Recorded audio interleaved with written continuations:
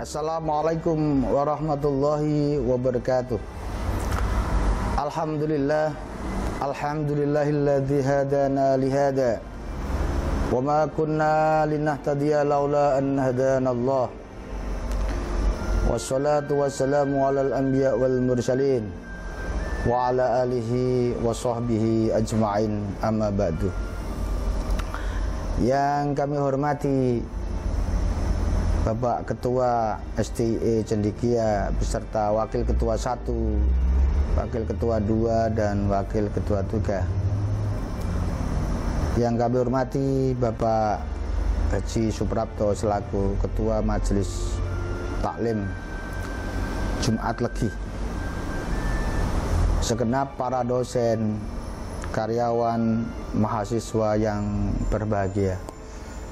Sebelum saya menyampaikan sedikit materi tentang bagaimana kita cara bersyukur kepada Allah atas nikmat yang telah diberikan kepada kita, maka sebelumnya marilah kita panjatkan puja puji syukur kehadirat Allah Subhanahu wa taala atas limpahan rahmat, kenikmatan yang telah kita terima sampai saat ini dengan ucapan alhamdulillahirabbil alamin. Salawat serta salam semoga tetap terlimpahkan kepada baginda Nabi besar Muhammad sallallahu alaihi wasallam yang telah memberikan tuntunan kepada kita semua, memberikan pembelajaran yang terbaik kepada kita semua, dan merubah zaman ini dari zaman kebodohan menuju zaman kepandian atau cemerlang pada kali ini. Bapak Ibu yang kami hormati, alhamdulillah majelis taklim ini sudah berjalan beberapa tahun yang lalu dan masih terupdate sampai hari ini. Dan saya terima kasih atas diberikan waktu untuk sedikit memberikan pencerahan pada kali ini. Saya hanya akan sedikit menyampaikan tentang bagaimana cara bersyukur kita kepada Allah Subhanahu wa taala atas nikmat yang telah diberikan kepada kita. Ada 10 cara bagaimana kita bersyukur kepada Allah. Pertama, selalu mengingat kepada Allah bahwa kita manusia diciptakan oleh Allah. Maka kita harus selalu mengingat atas apa yang telah diberikan kepada Allah kepada kita semua. Yang kedua adalah menjauhi penyakit hati. Penyakit hati manusia itu banyak. Ada rasa dengki, rasa iri, rakus, sombong, dan lain sebagainya. Kesombongan ini selalu dibawa selalu dalam hati dan jiwa manusia. Untuk itu harus dibakar habis itu rasa sombong kita, karena sombong itu adalah hal yang terburuk yang apabila kita lakukan. Dan di dalam Al-Quran disebutkan wala tamsi fil ardi marah, dan janganlah kamu jalan di muka bumi ini dengan kesombongan. Dan itu adalah peringatan dari Allah. Apa yang bisa kita sombongkan? Ilmu kita, kata Rhoma Irama, adalah hanya setetes air di lautan. Kecil sekali apa yang kita mempunyai. Untuk itu berlaku sombong itu adalah jauh dan nista dari kehidupan manusia. Yang ketiga adalah mengucap kalimat-kalimat pujian kepada Allah. Mengucap kalimat-kalimat pujian ini adalah bagaimana kita selalu berzikir, mengucapkan subhanallah, alhamdulillah, wala ilaha illallah, wallahu akbar. Dan itu harus kita lakukan dan senantiasa kita lakukan setelah kita melakukan sholat wajib yang selama ini kita sudah lakukan. Yang keempat adalah senantiasa bertakwa kepada Allah. Di dalam tafsir Jalalan dijelaskan bahwa at-taqwa huwa imtitharu amrillah wastinabun nawahi. Takwa adalah selalu menjalankan perintah Allah dan menjauhi segala larangannya. Apa yang diperintahkan Allah sudah dituntun di dalam Quran maupun hadis perintah-perintah yang baik. Dan segala sesuatu yang dilarang Allah adalah sudah dituntut. Dan itu banyak sekali. Banyak yang dilarang Allah, termasuk itu mencuri, berzina, dan melakukan dosa-dosa kecil maupun yang besar. Kemudian beramal sedekah, melakukan kegiatan-kegiatan sosial, memberikan apa yang telah kita miliki kepada orang yang membutuhkan,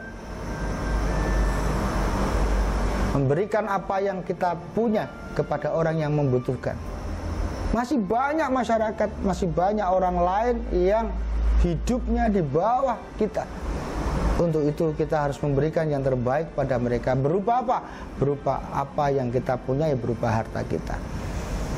Yang keenam adalah kita melakukan tasyakuran.